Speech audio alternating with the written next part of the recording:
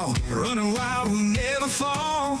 In the shadows where the strong survive. GoatLocker Racing, we come alive.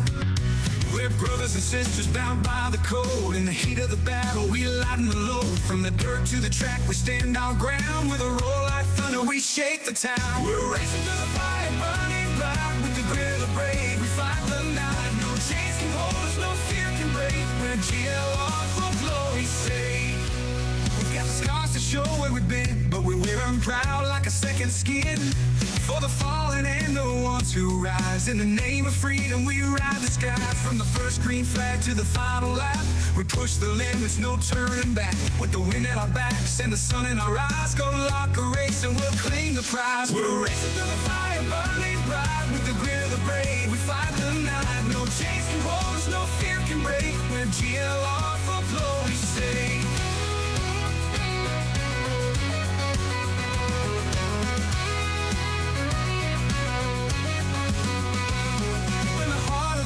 We find our way on the edge of the wild, we won't betray. Every lap, every turn, it's do or die. With the spirit of a warrior, we reach for the sky. We're racing through the fire, burning bright. With the grit of the brave, we fight the night. No chains can hold us, no fear can break. We're GLR for glory's sake.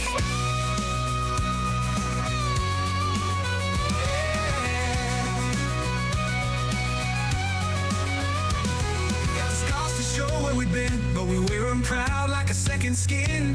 For the fallen and the ones who rise. In the name of freedom, we ride the skies. So we got the scars to show where we've been, but we wear them proud like a second skin. But we wear them proud to show where we've been, but we wear them proud for glory's sake. We're the heart of the storm where we've been, but we wear them proud like a second skin. For the fallen and the ones who rise. In the name of freedom, we ride the skies. We're racing through the fire, burning bright. With the grit of the brave, we fight the night. No chains can hold us, no fear can break. We're GLR for glory's sake. Yeah, for glory's sake. In the heart of the storm, we find our way. On the edge of the wild, we won't betray. Every life, every turn to do or die. With the spirit of warriors, the game. In the heart of the storm, we find our way. On the edge of the way, on the edge of the wild, we won't betray. In the heart of the storm, we find our way. On the edge of the wild, we won't betray. Every lap, every turn, it's do or die. With the spirit of a warrior, we reach for the sky. We're racing through the fire, burning bright. With the grit of the brave, we fight the night. No chains can hold us, no fear can break. We're GLR for glory's sake. We're GLR for glory's sake. We're GLR for glory's sake.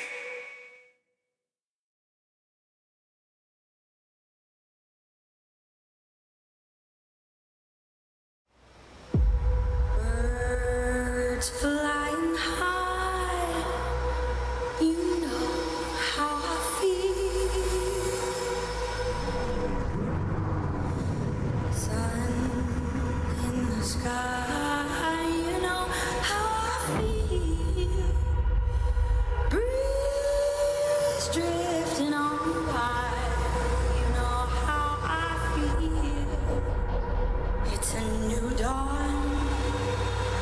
It's a new day, it's a new life.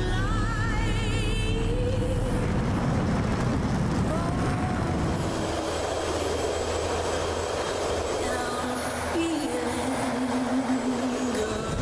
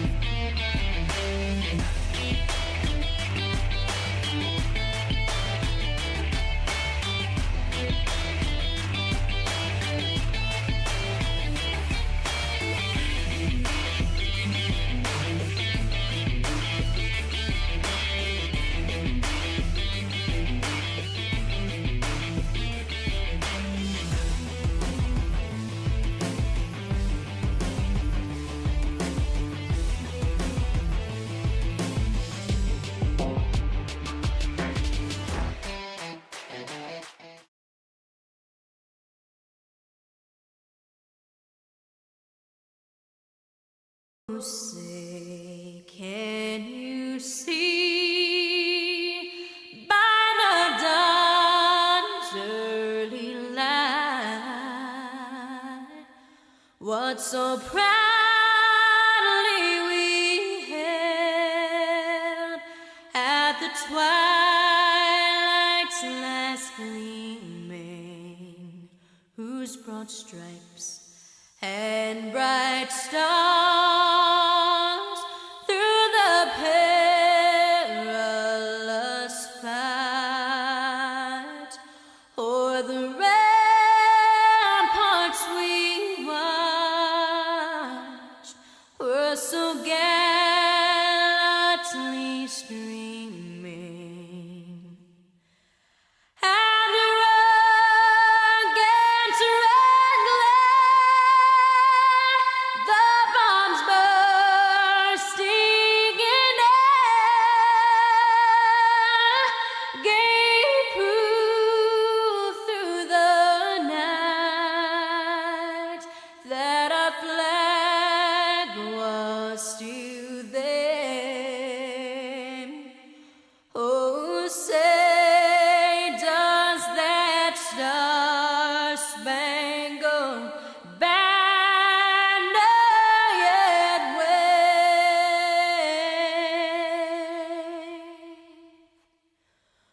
o'er the land of the free and the home of the brave?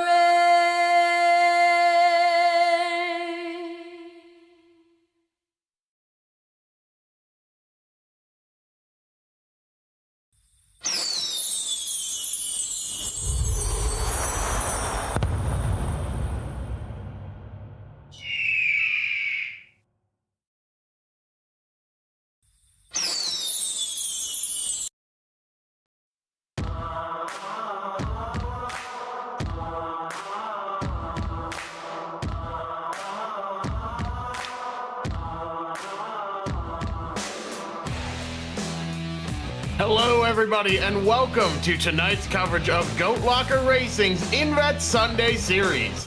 This is the fall season of this league, and drivers are more excited than ever to be hitting the track. This evening, we are excited to be bringing you coverage of all of the action from iRacing's virtual Talladega Superspeedway, NASCAR's biggest and baddest and fastest track in Lincoln, Alabama. Maconi Entertainment is here to bring you action from all types of racing, including the weekly Fast Friday series. No matter what you are racing, we can bring the action to life. My name is Jeff Maconi, and joining me in the booth is Shane Mundy, with DJ Line working the controls as our producer for tonight's race. The cameras are provided by the wonderful Dougie Beard. Shane, we're kicking off the season with super speedway racing, meaning any of these drivers can take home the victory. What should we expect to see on the track tonight? Absolutely anything and absolutely everything. Talladega, you see, look at this place. I mean, like you said, this is anybody's game, and considering the fact that it's to start out our season here, I mean, if you want to go out and make a statement, this is the perfect place to do it, but you also got to have a little bit of luck on your side. Take a look here at the track information. 33 degrees of banking on both ends of the Superspeedway that opened all the way back in 1969. Right here in Lincoln, Alabama, or at least virtual Lincoln, Alabama. 2.66 miles in length, so a little bit bigger than the Daytona International Speedway down in Daytona Beach, Florida. But man, this place has seen some amazing finishes over the years, especially real life, virtually. Let's take a look at our screen here. The entire season 1 schedule on your screen.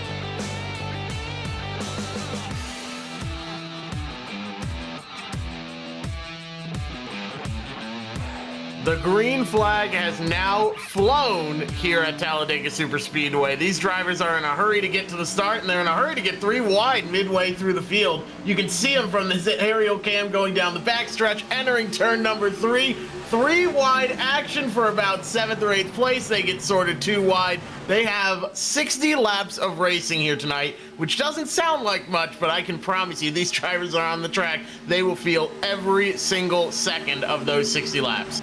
Oh yeah, these plate tracks are just some of the most high pressure races you'll run. Doesn't matter what kind of car you're in, Xfinity, Cup, truck, you're on the edge of out of control all the time. One wrong bump, one wrong move at any given moment can take out you and of course possibly dozens of others, as we got a full field rocketing by the cameras here. Let's take a look at the backstretch. I mean, look, you could throw a blanket over everybody here. You got some switching lanes. Maybe don't like it up top. They'll head to the bottom. I see that Lowe's truck up top. They keep trying to maybe make a third lane work. Just trying to see if anybody's willing to go with them this early. 3 wide, a little bit further back, but like we said, most people are playing nice. And as you mentioned, it is a full field of 33 trucks out on the track. So far, 3 laps in, no crashes, no hurt feelings yet that we can see as there's a bit of a checkup on the outside.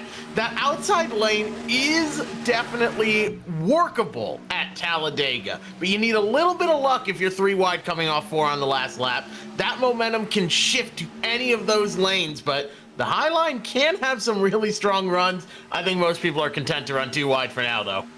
Yeah, it's definitely kind of unbelievable when you go to a plate track like Daytona or Talladega here, where, you know, just it can honestly depend on who's in your lane. Even if they're not the lead truck, they could factor into whether you win rows ahead of them in that lane. You got to stay tucked up tight, hope that you're in the right lane. Like I said, coming off turn 4, you never know what could happen when the white flag flies. Of course, we got a long way to go before that happens. It's still Mike George in control of this race at the front. Definitely seeing quite a few guys maybe thinking about making a third lane work. As you take a look at the bottom left, our weather conditions here: 78 degrees, air temp, track temp of 116, and not a lot of wind in the area right now. That wind on super speedways can absolutely make a large difference. It feels like you sort of have a bag of sand when you get thrown out to the outside, like you see the Valvoline truck out there. A run now forming on the second lane from Andrew Player leading the charge. He's getting a good strong push as the caution is out. Looks like a wreck further towards the back. Yeah, well, you said everybody was playing nice. It can't last forever. We'll take a look here in just a moment at what went down here, still with 57 laps to go. They're coming back to 56 at the moment of caution here. So we'll see here in just a moment what took place towards the back of this pack, Jeff. And it was a case of everyone playing nice. Everyone was being kind and courteous, and there was a huge checkup on the inside line going into the corner. And you can see there, Cofield just gets bumped and banged from behind. Trucks go flying and flipping through the air. Not where you want to be when you are running at Talladega. Yeah, He is riding the catch fence, and a little bit early for that with 56 to go. Yeah, I don't think that's what they meant when they put Air Jordan on that one truck, but going up into the catch fence there early, not what you want to see. Earlier in this year, iRacing updated the Truck Series physics to be a little more realistic to the real trucks. They added blowover physics into that. Take a look at that. Keep an eye on that one truck, the first truck in the top lane right there. 20 gets hit from behind. They stack up. Watch the one truck. Just absolutely gets wedged in between the spinning truck up the track and the wall. I mean, that's not just Hail Melon it like Ross did. That's a different version of wall riding. He is driving on top of the safer barrier, Jeff. And that was the truck of Eric Martinez, and I promise you at home, it really is spelled A-I-R-E-K. That is how his name is spelled in iRacing, and Eric Martinez catching plenty of air. And like I said earlier, it just stemmed from a checkup going into the corner. Nobody wanted to run anyone over, and you drop 5 miles an hour. The guy behind you has to drop 6, the guy behind you 7, the guy behind him 8, and everyone just gets stacked up. So Eric Martinez with quite a bit of damage to repair here. I'm not sure if we're going to be seeing that truck back out on track anytime soon. That was a wild ride in the INVETS Truck Series. And even if we do see that truck return to the speedway, it will be definitely at a aero disadvantage with that kind of damage. And back to what you mentioned, just like I said earlier on, one wrong push, one wrong, just move of any kind can set something off like that. You mentioned how if one person checks up slightly, the person behind them even more, person behind them even more. And eventually just it's too much, and there's only so much anybody can do. Is take a look here at Andrew Player, our race leader at the moment of caution, started 4th all the way up to the lead. Doesn't take a whole lot to gain a lot of ground here, but driving our own Maconi setup shop colors on there in that Ford F-150. I may be biased on this, but I think that could take home the record for best looking truck in the field. Andrew Player is a phenomenal driver out of New Hampshire. He is a strong proponent of the New Hampshire State Police up there. Phenomenal person. He was actually the Grand Marshal of the NASCAR Coca-Cola iRacing Series Maconi Setup Shop 150 at New Hampshire Motor Speedway in 2023. So he drove himself out to the Capitol, gave the command to start engines from the New Hampshire State Capitol, and he is leading the way here in the INVETS Trucks Series on Sunday night. Brand new series to GLR, and I think it is going to quickly become a fan favorite. We are just 5-6 laps into this race of 60 total, still have 55 to go. I'm wondering now, though, what the mindset is for a lot of these drivers. They haven't quite seen the big one yet, I don't think. We usually lose a lot more trucks in the process with a big wreck at Talladega, but how aggressive do you think these drivers are going to be for the next 55 laps? Well, for 54 laps left right now, as we get the one to go here, we'll go green next time around. So we'll find out the answer to that question pretty shortly. Let's take a look at Tyler Justice here. Started all the way back in 33rd, like we mentioned, gained 16 spots. Doesn't take a lot to move up here. He's got Maconi set up shop on the rear bumper of that thing. So it's like you said, maybe we're just biased, but maybe there's a little magic to having that on your truck here in iRacing. But yeah, I definitely like many at home. I'm sure this is a beautiful paint scheme as well. Beautiful chrome orange rims on this 33 truck. Very sharp ride. Got a Jimmy Johnson-esque Lowe's truck up there from his 2009 Champ season as well. So there's some good-looking rides out here. But as far as how aggressive do they play it, right now, if I'm in this field, we're coming to green. We'll have 53 laps to go when we go green. I would try to play it somewhat conservative, which, Jeff, you're an iRacer. You know that is much easier said than done. You can tell yourself all you want before you go green at any racetrack. Okay, I'm going to take it easy. I'm going to make sure I'm in position where I can win this at the end. And the next thing you know, you're back on the main menu, back on the iRacing UI, wondering, oh, well, where did I go wrong? So it's all about timing. For me, I'd say maybe the final 20 laps is when you really need to start making your way to the front. If you're already there, you could maybe even wait a little bit later. You are absolutely correct that you can very quickly find yourself going from playing safe to being a little more aggressive to how in the world am I already out of this race? These drivers are now getting ready to take the green flag once again. Andrew Player started this race in 4th. And you have 2nd place now, Mike George, who took home the Jam Printing and Promotions Pole Award, getting a nice shove from 2nd place of Davis, 4th place from Davis. Green flag is in the air. It's going to be a strong jump on the inside for Andrew Player, maybe too strong of a jump, as 1st, 3rd, and 5th are separated by a truck length and a half each, and the outside lane immediately starts sorting itself into the bottom like a deck of cards. And the thing you don't want to take too much advantage of at a plate track is the restart zone. At other tracks, maybe it's not as big of a deal when you jump a little bit early, but if I'm in the restart zone, leading a plate track race back to the green flag, I'm waiting till old Barney the flagman drops the green, so I'm not out front by too much. As you see, Andrew Player has a horde behind him here. 3 deep some here in the field. The top lane, the 3rd lane, the first time we're really seeing it form up here. So maybe that caution got some of these guys a little bit antsy here. Brett Bieber is leading the charge on the outside, and he's got a strong push. Not only do those trucks, not only did they get lined up very quickly, but they also pulled themselves away in one big chunk. That checked up the whole outside line. They are 3 by 3 by 3 by 3 at the front. We have 52 laps to go. We're coming off a big wreck, but Brett Bieber wants this lead, and he wants it now. Will he bring his help with him? He's thinking about it. He's trying. He's holding on for dear life. He will stay to the outside, but that outside lane might be getting hot. There are 6 cars up there now. That outside lane, the very outside lane, is absolutely locked together. And it ain't with Elmer's glue. It is with that good stuff. They are hauling the mail on the top lane right now. As you look at Brett Bieber's on board here, the 808, kind of a Dale Sr. Wheaties truck top lane now losing a little bit of that momentum to the middle as the 92 truck is going to step out into the middle now. He's going to try and take the lead away, maybe, if he can get enough push from behind.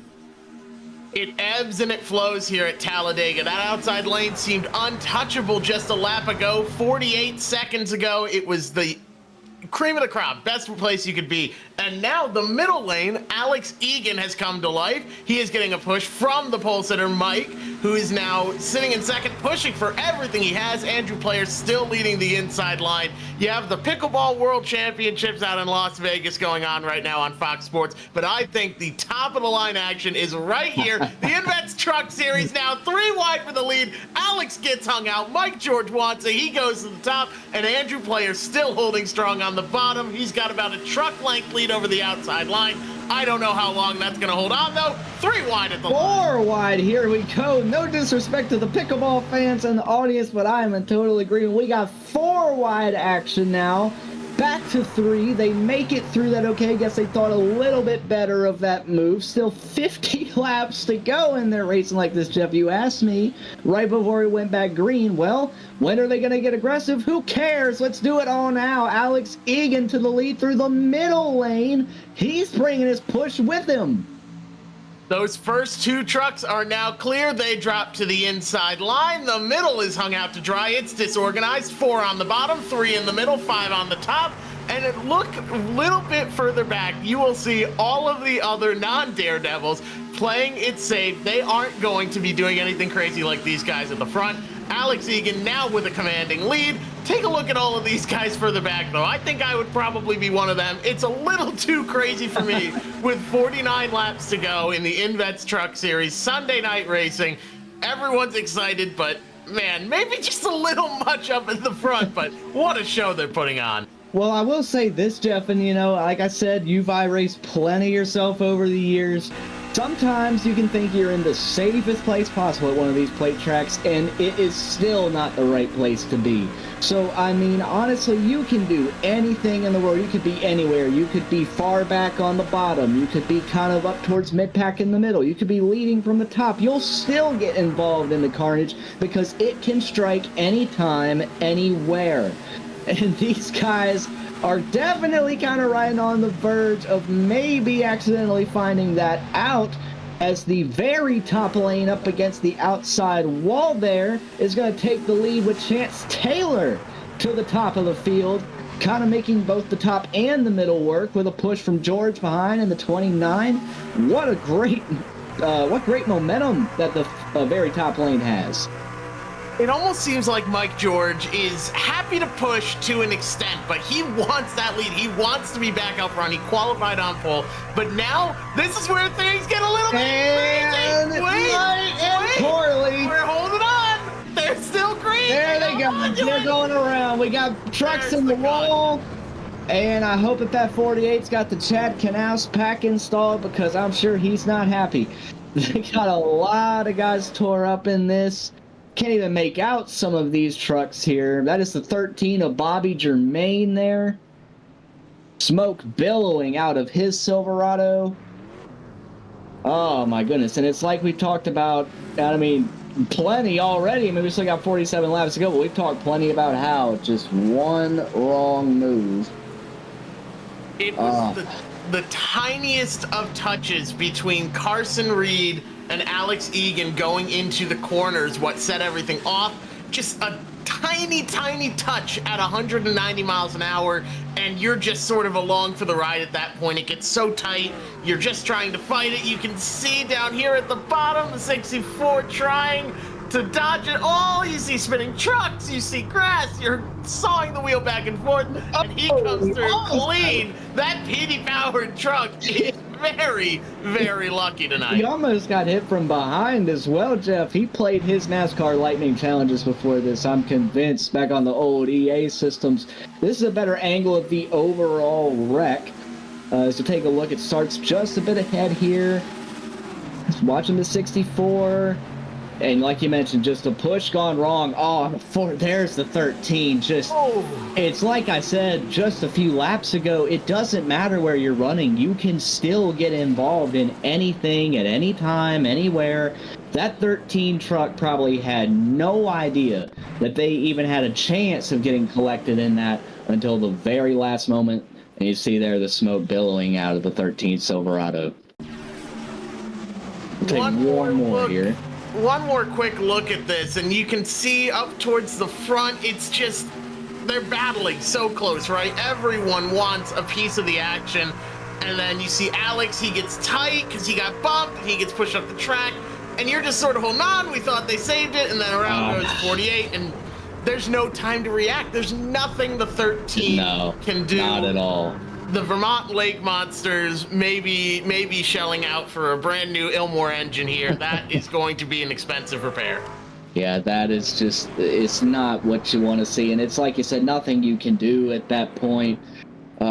Just along for the ride. I mean, once you get hooked in the right rear, especially at these high speeds, it's all but game over. Unfortunate to see so many of these guys get involved in, some of the viewers at home, or especially drivers in this race, maybe even communicating with each other. Well, why are we racing so hard? There's still X amount of laps left. We'll talk about that more in a second. We're going to step aside for just a minute here.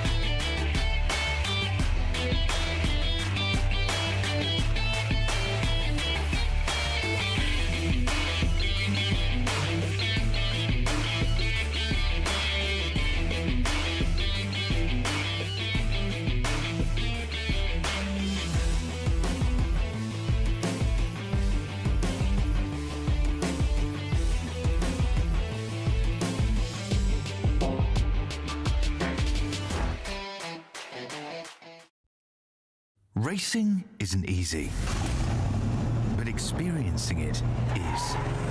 iRacing puts you in the driver's seat with the industry's leading sim racing game. Drive on laser scan replicas of the greatest racing circuits from around the world. Go head-to-head against other drivers chosen by skill-based matchmaking to ensure competitive racing at every level. Compete across all your favorite series.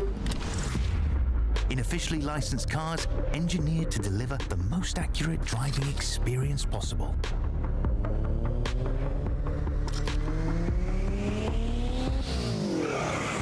Join a race or host your own with players from across the globe. Race against the computer or in a league with friends. Feel the thrill behind the wheel. Visit iRacing.com.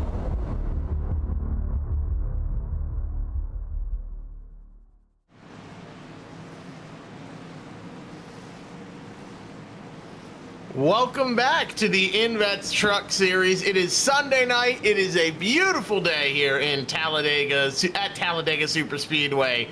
And we want to just give a huge shout out first and foremost to INVETS. They are founded by veterans for veterans. They aid in transitioning to civilian life, focusing on job placement and finding the right community for veterans and their families to ensure their success and happiness. They are a veteran nonprofit located in Indiana with the goal of bringing veterans to that state to live and work. They're the title sponsor here tonight. Also helping us out is Lincoln Tech and Jam Printing and Promotions. Huge thank you to them as well. as these drivers are getting ready to go back green.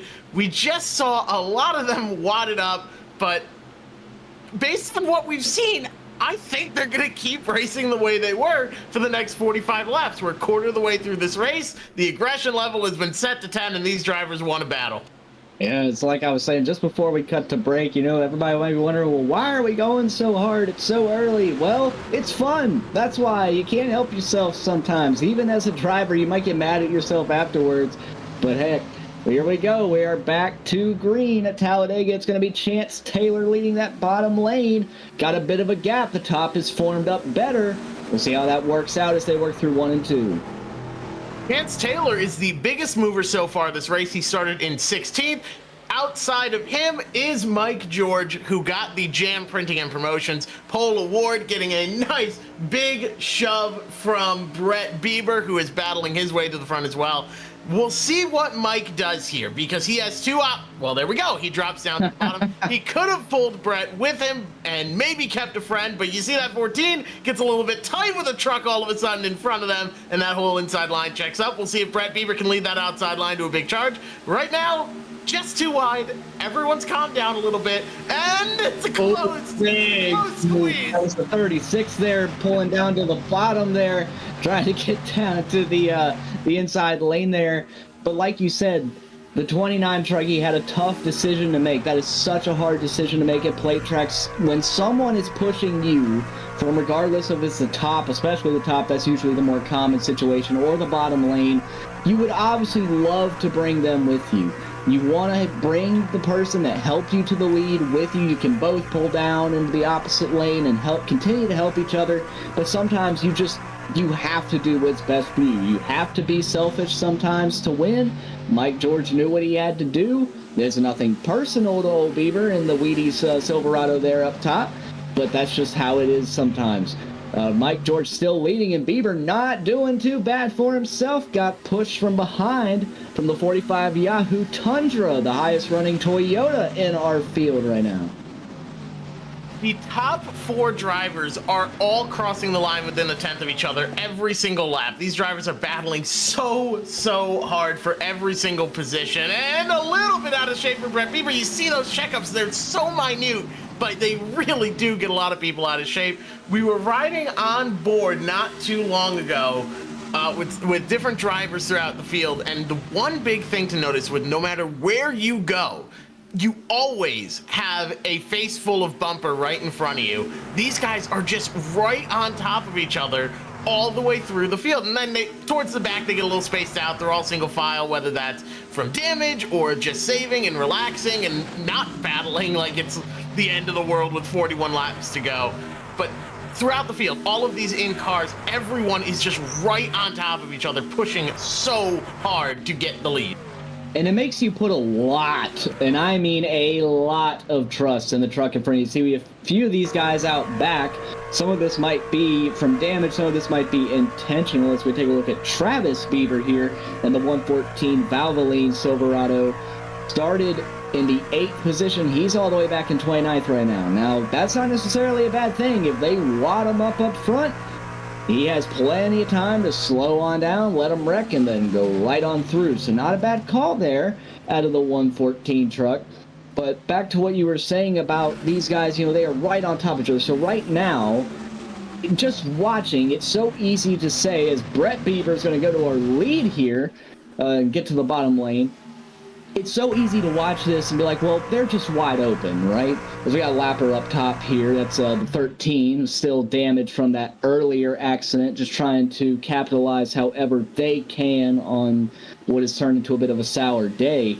But it's so easy to watch and say, well, they're just full throttle around here. They're not. They are cracking the throttle way more than you would expect them to be. And you see here, I mean, guys are changing lanes constantly. You have to adapt to your environment.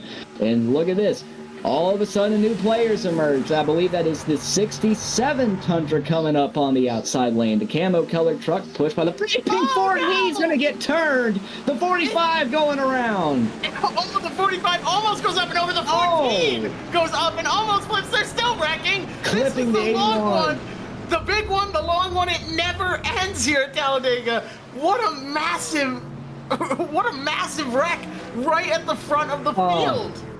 Cue the Applebee's commercial because it is the long one at Talladega. Oh my goodness. Oh, I think that was the 14 you mentioned. He leapfrogged some trucks. He hit the wall so hard. I'm not sure what set that off. We'll take a look, of course, at what happened here, but my goodness. So the wreck started up around second on the outside here, and you just see that, I believe that's the 45, and I'm sorry, the 67.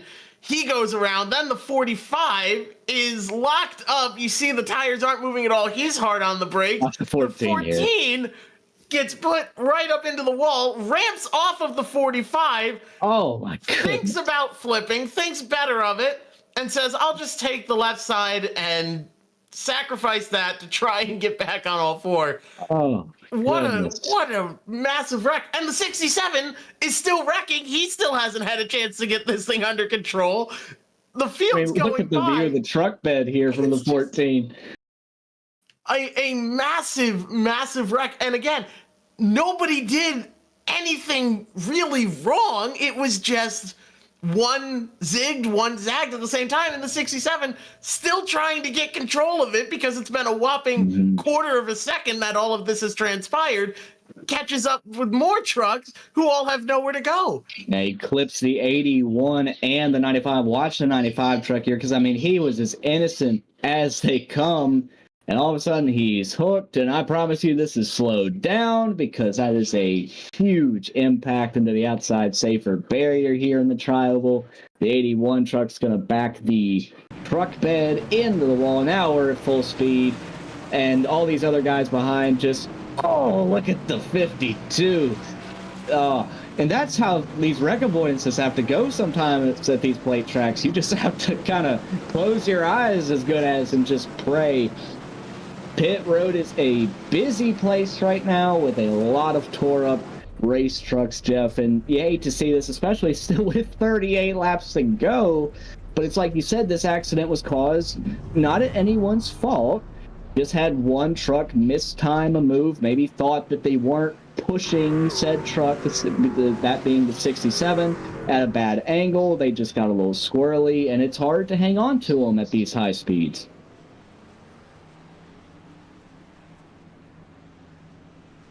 Well, yeah, you're exactly right. It's nothing anyone did wrong. It's two people making a move at the same time, and you see all of these trucks getting repairs on pit road right now. I can say this for certain. If I were out there in one of these trucks, I would sure hope my whole pit crew was trained at Lincoln Tech. Lincoln's mission is to provide superior education and training to their students for in-demand careers in a supportive, accessible learning environment, transforming students' lives and adding value to their communities. They are one of the largest automotive technology schools in the nation with 23 campuses. They are the title sponsor of the Fall Series overall with GoatLocker Racing and a very large partner of the group. Thank you to their support, and I really hope that everyone going over the wall and repairing these trucks is one of their students, because we certainly need them with how many trucks are getting torn up with 38 laps to go. Absolutely, and they're definitely getting their money's worth right now. Let's take a look at the 95 of Jones, still billowing smoke on pit road.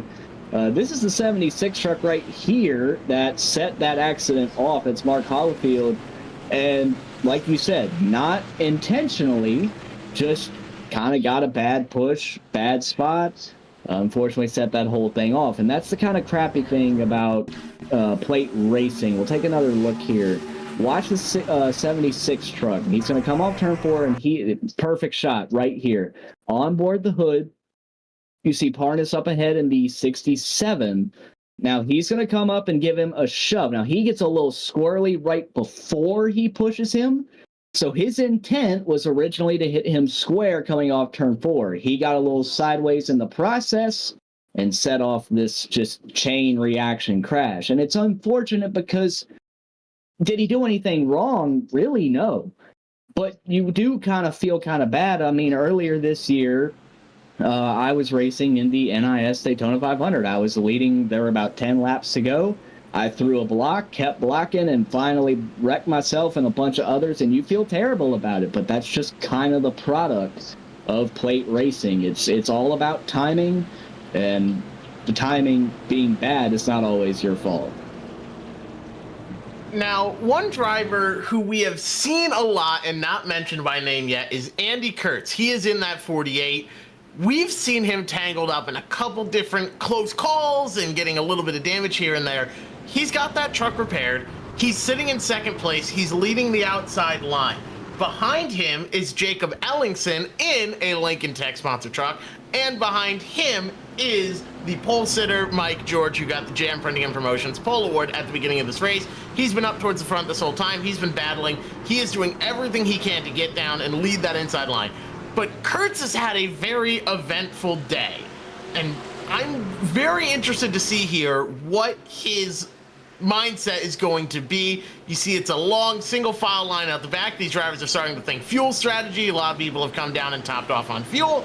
Up at the front, they are not worried about fuel at all. They are simply worried about the next 5 seconds as they get ready to go green. They're in the restart zone. They fire. Green flag is out, and that is a phenomenal jump on the inside. He's cleared by 3 truck lengths over second, which sounds great, but might not be the best thing, as that's going to give a huge run to the drivers behind him with the draft as they get up to speed.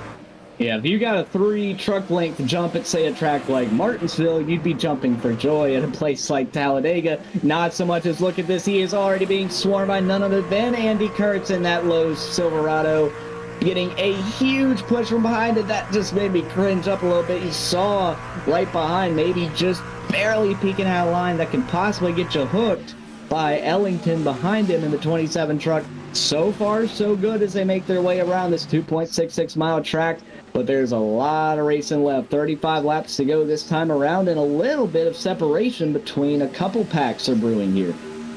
That's Andrew Player leading the second pack. He was running up towards the front. He's led some laps. And now this front pack is starting to battle. 3 trucks up on the outside. We just saw a 3-truck train take the lead. George was at the tail of it. Kurtz at the lead of it. But now Mike George is starting to think, maybe I'll go out with caution. Further back they are wrecking. We'll see what happened, as that's the 30 involved. And that looks like an expired engine. He may have gotten the nose into the wall first, as we get a replay queued up here. Man, oh man. A lot of smoke billowing out of the 30 of Tommy Lemley here. And it has just been that kind of night so far, Jeff. We'll take a look at what happened here. Taking a look back at the 30, Tommy Lemley, he's kind of sort of between lanes, choosing where he wants to go. The 63 crowding him down a bit, but they're still clean. Everything's good, and just a little bit of contact, nose in the wall. Again, you're following the guy in front of you. The guy in front jumps down. You want to follow him. You're not quite 100% clear yet. Tommy's now going to have to go back to the pits and hopefully have his Lincoln Tech crew jump over the wall and get that thing repaired, but that's never a good sign to see that much smoke out the back of the truck. Let's take another look at it. Yeah, it's like you said, just a zig and a zag, another kind of situation like that. You're on board with the truck that was a part of this accident. Now watch here as they go down to turn 1. He's going to try and move up, and there's a truck there. And you know, obviously it'd be very easy to be like, well, obviously your spotter was saying car high, right? Or, you know, anything like that. But you can't always trust the virtual spotter. And even if you have a real spotter, it's still easy to miss time moves at a place so high speed as this. Things happen so quickly, and results in a destroyed Toyota Tundra there on pit road. Looks like that virtual pit crew will get right to work on that damage, though. Talk about the quality of Lincoln Tech students that come out of there. They got that truck fixed in perfect shape in no time at all. He's not even going to lose a lap as he gets right back out there here in the INVETS Trucks Series on Sunday night. Another great group that helps us make this happen is Jam Printing and Promotions out of Plainfield, Indiana. They are a local, veteran-certified group, and when they do well, they can do more good in the community for those around them. Since forming in 2013, Jam has contributed printing and promotional sponsorships to more than 60 local nonprofits with a primary focus on organizations that assist veterans, women, and children. They have been with GoatLocker Racing since the very beginning and provide GLR with all of their promotional items, including shirts, hats, decals, dog tags, and anything else that crew needs. You name it, and Jam is GLR's go-to promotional company. They are sponsoring the Pole Award across all series this season, so huge thank you to them.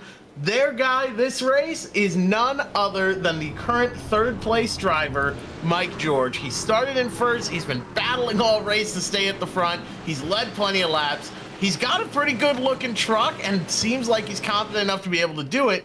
But the question now is, will the cards fall in his favor? There's a lot that you can do at a super speedway. But what it really does boil down to at the end of the day is, are you good enough and lucky enough to take home the win as we near halfway? Yeah, that's exactly right. And definitely shout out to the sponsor there. Who doesn't love some merch? After all, who doesn't love stickers? Whether you're, stickers are for people of all ages, right? So, especially those chrome ones on the side of this 29. Good looking truck. But the task at hand, trying to get this thing to victory lane, he's got a pretty cool sticker beside that number as well, repping Maconi Entertainment, none other than us right here. So maybe we'll try to not be too biased, but George having a solid night from the pole, and honestly, especially a solid night considering all that has gone down, so many opportunities to get wiped out in something. And he's still here in the third position, as the lights will probably go off on our pace truck up here this time around, I would imagine. They will have one more lap around to get themselves sorted. We want to say thank you to everyone that is out there tuning in and watching. We know the Pickleball National Championships are live right now, and the fact that you chose us here at Talladega in the GoatLocker Racing INVETS Sunday Series over the Pickleball Nationals in Las Vegas on Fox Sports sure does mean the world, so thank you for tuning in. We have a great race going on here. If you are just tuning in, we are about halfway through. Mike George was the Jam Printing and Promotions pole sitter. He is now sitting in third place. We've had different leaders all throughout. Andrew Player was a strong contender. Andy Kurtz is currently leading the way. Jacob Ellingson wants to take it away. Mark Hollifield has been looking strong as well. We've had 3 large wrecks so far, and all of them have been solid contenders to be considered the big one, and it's entirely possible we still have not fully seen the big one. 33 trucks are still out on track right now.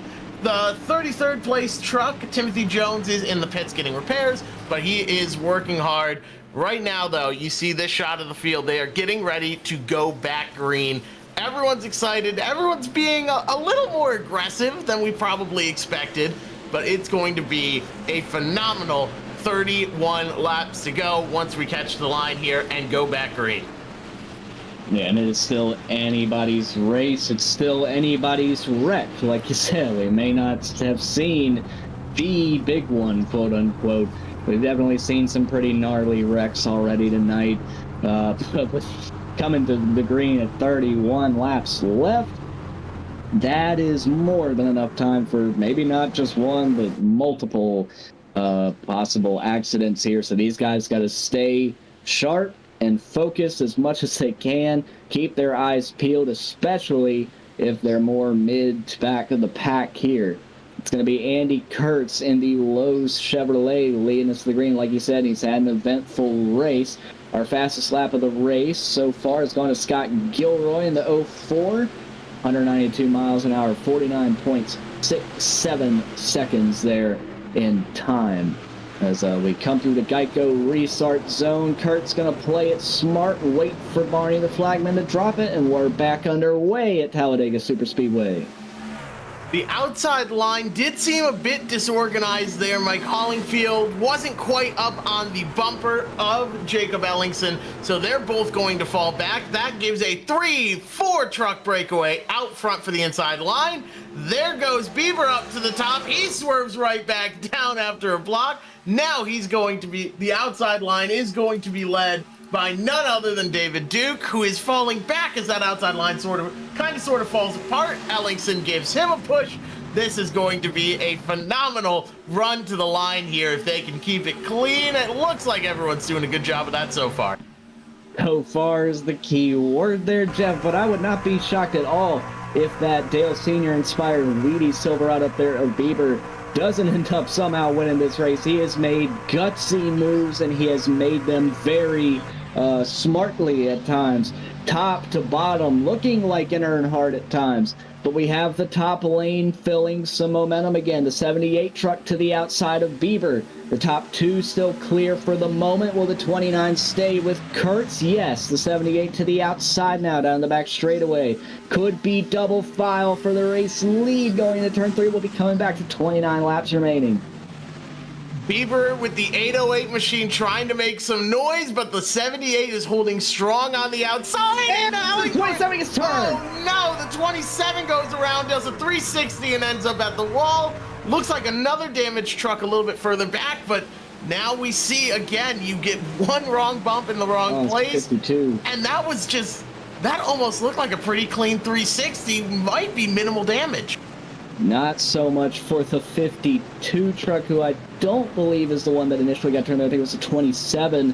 The right front fender totally gone above the right front tire on that Toyota Tundra. We'll take a look at what happened here. Looks like maybe some steering damage as well. That thing is bouncing. That is not supposed to do that whatsoever. Let's take a look at the replay here. Pay attention to the truck on the top lane there. You're going to see this wreck start a little bit further up, but right there you see the 52 right there up at the top, the 76 and the 27 have a little bit of contact.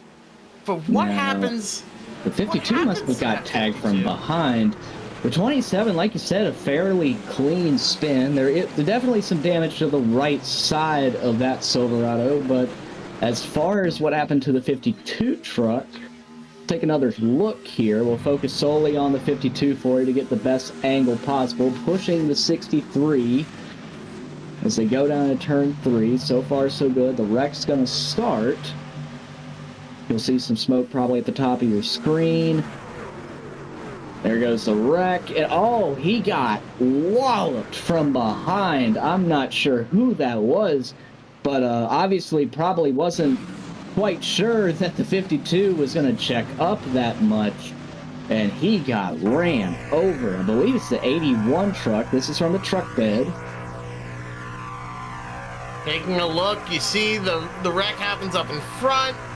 The caution lights are going to come on, and it's chaos. You're trying to dodge 25. Just barely gets into the back room, and the tiniest touch, is what it takes, and it knocks Melton out of place and pushes him up the track. So some damage for the 52. The 27 did show a little bit of displeasure under caution here for this move that we're about to watch right now. He's second on the outside line in the Lincoln Tech red and white truck.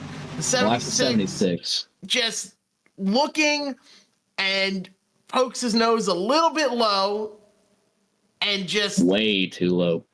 Just tiny touch, and there goes the 27. He's immediately trying to save it. He's locking it down and does a full 360 to hit the wall with his right side there. So could damage the steering, could knock the toe out of place. We'll have to see how bad the damage is.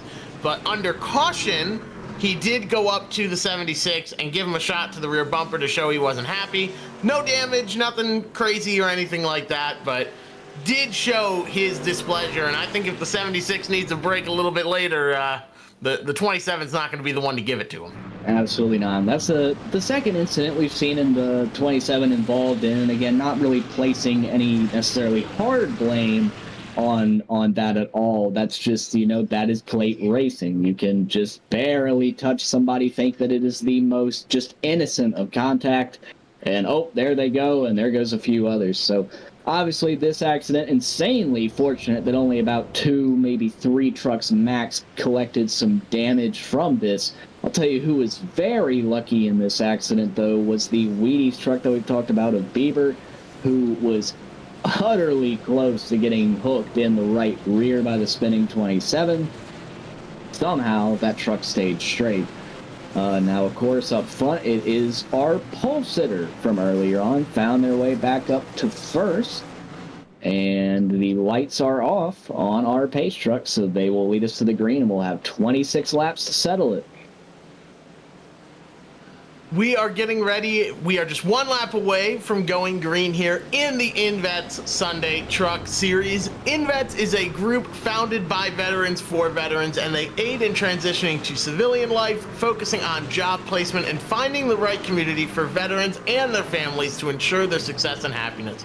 They are a veteran nonprofit located in Indiana with the goal of bringing veterans to that state to live and work. They are the title sponsor of the Truck Series race tonight. Huge thank you to them for their support. They are what helps make this happen. So if you love what you are seeing here on Maconi Entertainment, make sure to show some support to INVETS, Lincoln Tech, and Jam Printing and Promotions, because without them, this series would not be possible. And give a huge thanks as well to the GoatLocker Racing folks. Patrick and Jamie do a phenomenal job behind the scenes, making sure that all of these drivers have a great place to race, not only, but with all of the charity work that they do as a nonprofit. GoatLocker Racing is a phenomenal group, and I'm not just saying that because they are a personal sponsor of mine at Winchester coming up in a couple weeks, but because they genuinely are some of the best people through and through on iRacing and just in general that you will find in the whole state of Indiana. So huge thank you to them. Huge thank you to all the sponsors that help make this possible. And let's go racing here as they get ready to go back green. Mike George started on the pole. He leads the way still. The 78 is on the outside. But do not count any of these drivers out. Even if you have damage, you can make a win happen. Bieber in that 808 is still trying to make some noise a little bit further back. I'm sure we will see him up at the front in no time at all. Oh yeah, he has been very bold very often here tonight.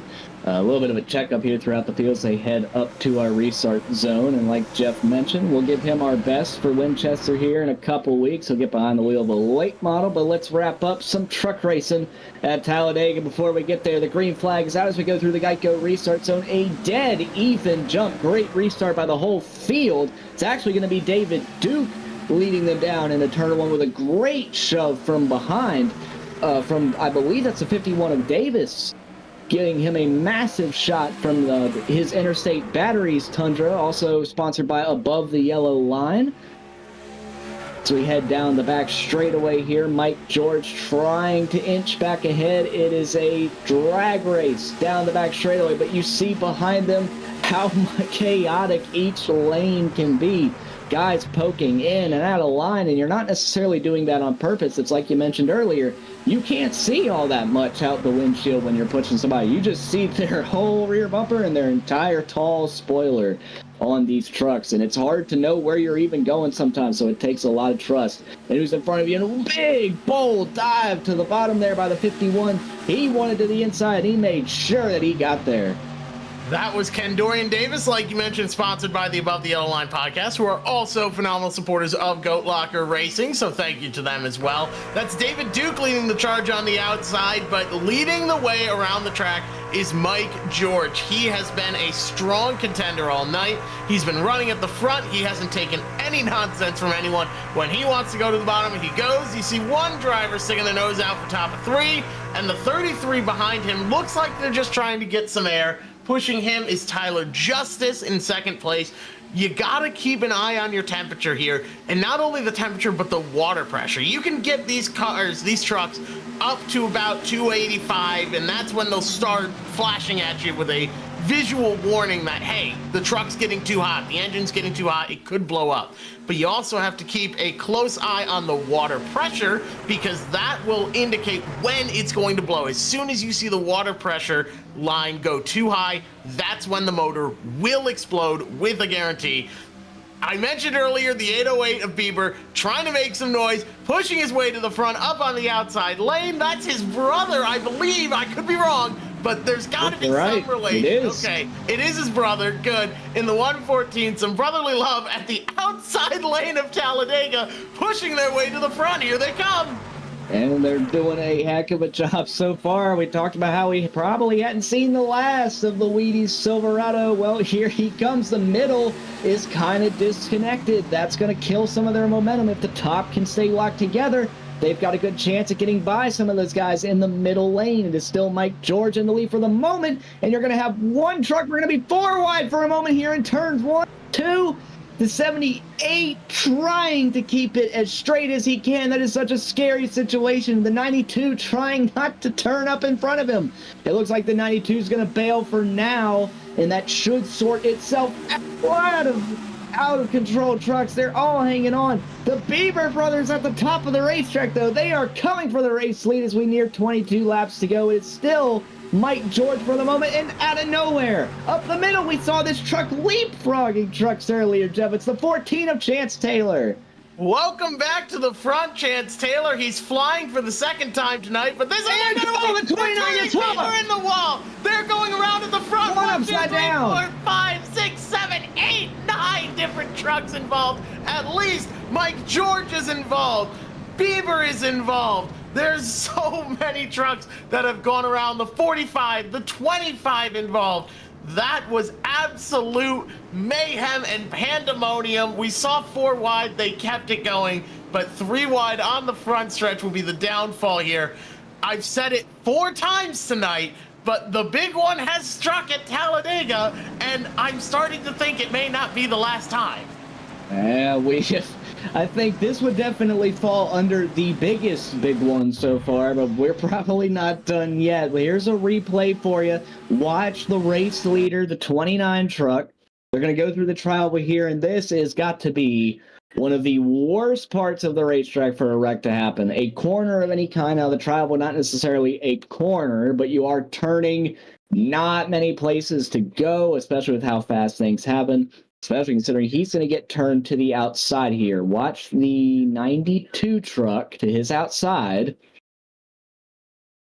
And now, while that might look intentional, I assure you it wasn't. Oh, and the 114, Bieber's brother, his help, gets put up into this.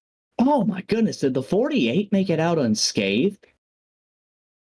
By some miracle, it's looking like it. The 2 just trying to hold on to that truck goes down to the inside. The 114, damage steering, the whole thing is all out of whack. He's still avoiding spinning trucks. You see the 64 going around there.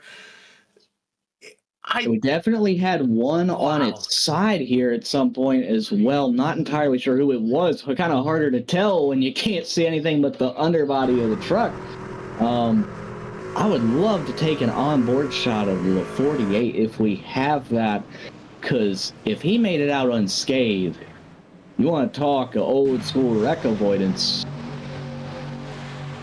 So let's take another look here.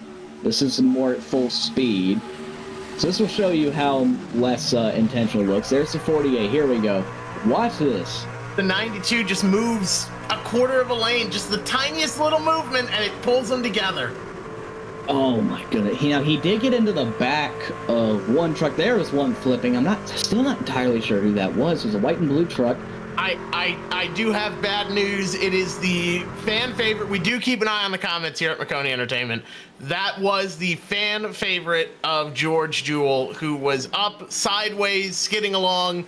I think he landed back on all 4 and didn't take too much damage, but that was the fan favorite of George Jewell, and honestly, doesn't look that worse for wear.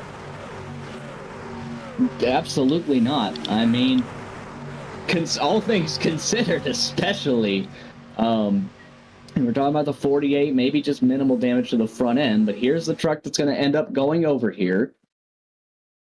See these guys, and Talladega is it's definitely more bumpy in the trial than you would expect, so that's why it was a little more easy for the 92 to get out of shape. Oh my goodness, he just gets kicked over by another truck and just goes for a slide, gets put back on all 4.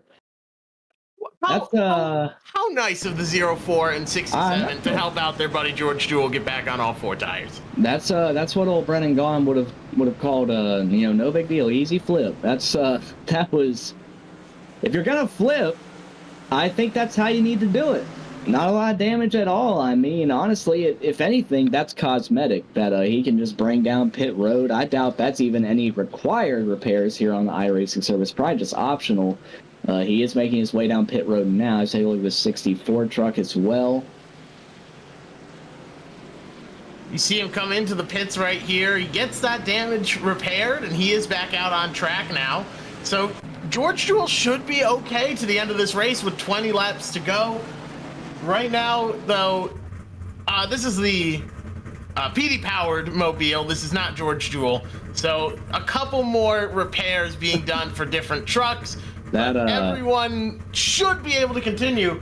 Amazingly, we do still have 33 trucks out and running. The only problem is, I believe Timothy Jones may be replacing the whole engine. I think Matt Knight's trash panda there on the rear deck lid has seen quite a bit tonight, maybe more than he bargained for. In the PD powered Tundra, he's got his hands in the air, so clearly he's having a great time. Absolutely, he's not signaling for help. We are on the one to go here. We will go green with 19 laps to go, and all of a sudden, look who's up in the front row there, starting second.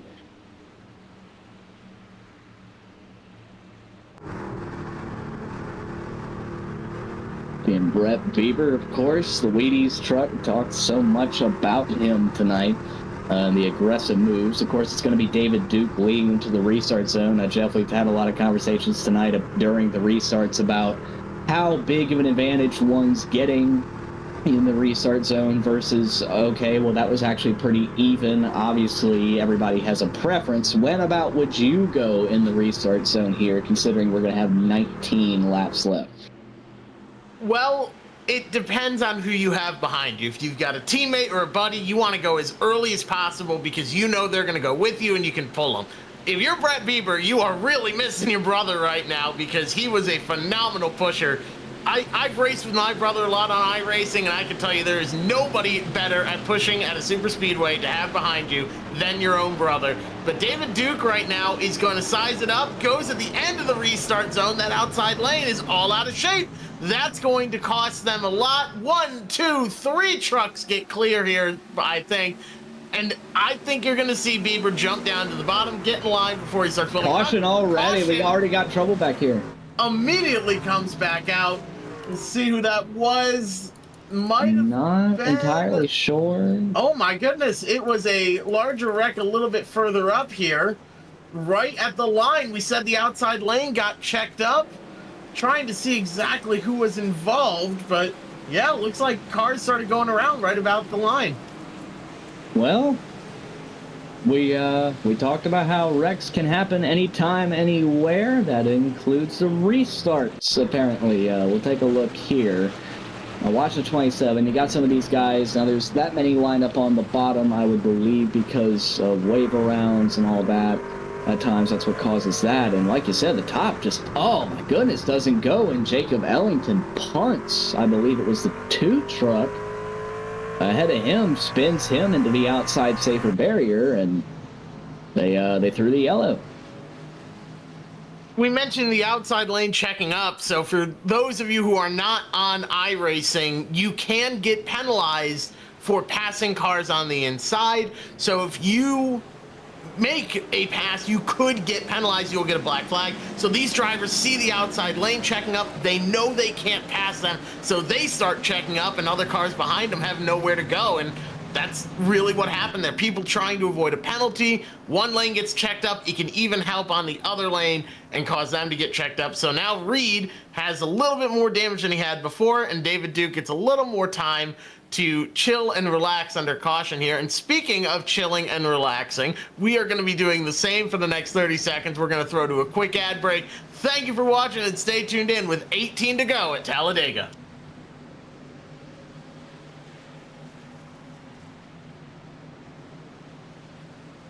When you want to be the best, you can't settle for the rest. For anything on iRacing, there's just one name you need: Maconi. With the launch of Maconi Entertainment and Maconi Competizone alongside Maconi Setup Shop, we now provide the best of the best in setups, paint schemes, coaching, broadcasting, and event organization.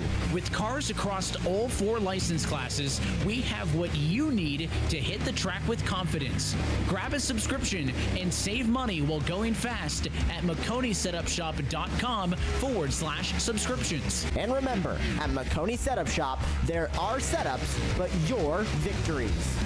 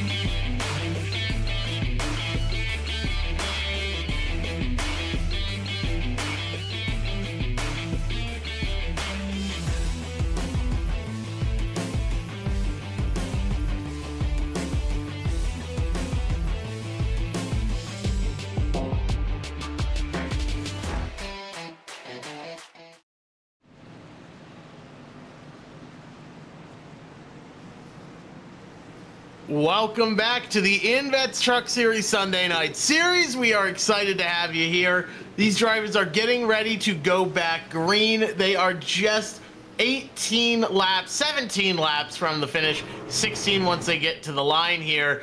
David Duke still controls the inside, but now up on the outside is going to be Tyler Justice. He's had a strong run. I don't think he's led any laps. If he did, it was just quick right at the line, but Brett Bieber still on that inside line, going to be pushing David Duke for all he's worth. You see him shaking, he's ready to go. I think you really need to keep your eyes on that 808. He's been aggressive, he's been fast, but most importantly, he's kept that car clean. He's been smart with all of his moves.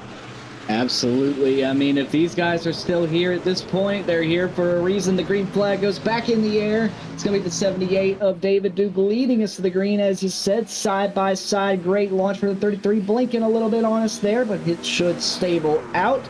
Getting a great shove from the Interstate Batteries above the yellow line. Podcast Tundra in the 51 on the outside. They're going to be even 2 by 2 down the backstretch, with some of these other guys having a bit of separation for the moment. A lot of these drivers are having their own little battles throughout the field. You see David Duke is pushing now Justice. Justice and Duke are all battling for the lead. You also do have 2 drivers battling for the lucky dog. Jacob Ellingson currently winning that battle over Colton Lanford, although they are both close. Travis Bieber 5 laps down, Bobby Germain 6 down, and Timothy Jones 22 laps down. So 30 cars are still in this race and have a chance at winning this, but we see a lot of action going down here at the front. Yeah, Kurt's giving a huge shove to Condorian Davis. Almost lost that 48 truck. So far, so good. It's stabled back out. Tyler Justice able to edge back ahead for the moment. I mentioned literally a lap ago that there was separation between these guys. Not anymore, except one slow truck out the back with some damage off the pace. It is side by side, 2 by 2 by 2, basically everywhere else in this pack. Justice able to break away for the moment over Davis in the 51 truck. How nervous would you be having to lead this behind you right now, coming to still 14 laps to go, Jeff, because it takes about a minute to get around here? I would feel much better being at the front of all this mayhem than in the middle of it. So I think these guys that are out front are going to want to stay out front. Now, I'm bringing this up not because I'm biased, but I know for a fact that there's 3 things to know about Andrew Player. He's very good in the trucks, he's very good at super speedways, and when the trucks go to super speedways, don't ever take your eyes off of him. He's 5th on the outside lane, he's led laps, you see him in that black and gold 18. I don't think we should be forgetting about him because he is definitely a player in this race as we are coming to 14 to go. It's not quite go time yet. This is where you'll probably see people a bit calmer than usual, I say, as they go 3 wide. But be prepared for 5 to go, things to really start getting out of hand. Well, it's like I mentioned earlier, it's kind of you decide when to go kind of based off where you are with a certain amount of laps left. And we got trouble. One in the wall, the 52, and now one's going to get turned around. I think it's the 67, which is going to put us back under the caution. We'll have another restart. They are still not done wrecking in turns 1 and 2. Most of those trucks sliding down to the bottom, infield grass and apron. We'll see all who's involved here. There is, in fact, the 67 Tundra, who has had a very eventful night.